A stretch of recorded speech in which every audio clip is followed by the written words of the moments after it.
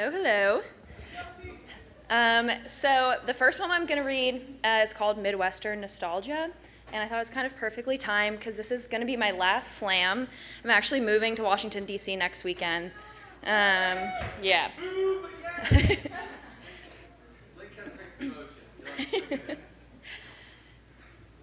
Feel the moments alone in a park. Eventually, the only quiet moment alone you'll be able to find is 5 minutes in the shower. Appreciate the 6-minute drive to a hike in the woods. Eventually, the only time in nature you'll be able to find is a planned weekend activity. Let the breeze blow hair into your face as you drive, windows down, music up, arm feeling the rush of your speed. Eventually, you'll be sitting next to a stranger on a train instead of cruising down an open road. Rest in the peaceful walks through your suburban neighborhood, nodding at the man mowing his lawn. Eventually, you will walk past so many people every moment of every day that you all forget to acknowledge one another's humanity. For all it is and all it is not, relish in the space and slow pace of your corn-fed town. Be patient. Because one day you'll be able to walk to meet your friends for dinner. One day every corner will have a shop with a vegan meal. One day you will be surrounded by creative thought and progressive minds. One day boundless options will be at your fingertips.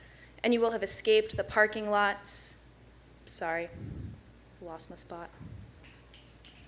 And you will have escaped the parking lots and closed minds of your small Midwestern town. And when that day comes, you will bleed with nostalgia for the 2 a.m. trips to Steak and Shake, late-night drives through corn-lined back roads, midnight conversations in parking lots with childhood friends, the trill of birds at sunrise, and nothing but the crickets and the stars after sunset. Those stories raised a wonderful little girl. But that girl is now a woman ready to spread her wings in a place of her choosing, to be more than a girl in church parking lots and parks after dusk, a girl who decides what she believes and who she loves and what she wants out of life, what she wants to give life. The woman looks at the Midwestern girl and remembers the soft orange glow of the corner streetlight, the street where her imagination was born and her confidence tested, where she laughed and played and learned and cried, fell down and got back up again.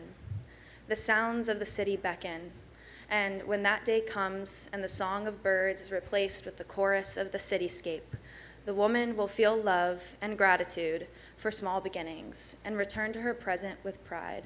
The Midwestern girl gone big city in pursuit of a life louder than her quiet beginnings, knowing her heart will always find home in the stretching landscape of the Midwest.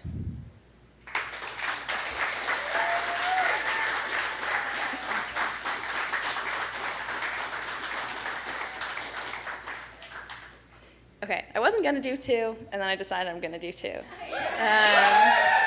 This one is new shit. I haven't read this one or showed this one to anyone.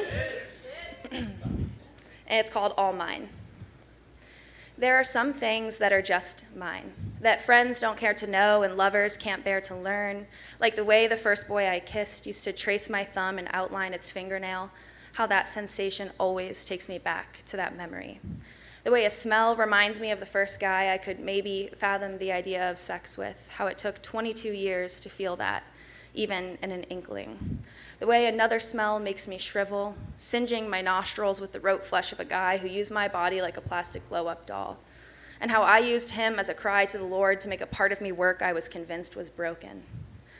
The way I discovered my power in a backless top at 18 in a bar for the first time, how that power became a desperation for confirmation of my worth, a hurt-fueled need that kept me on my knees, veiling my true desires.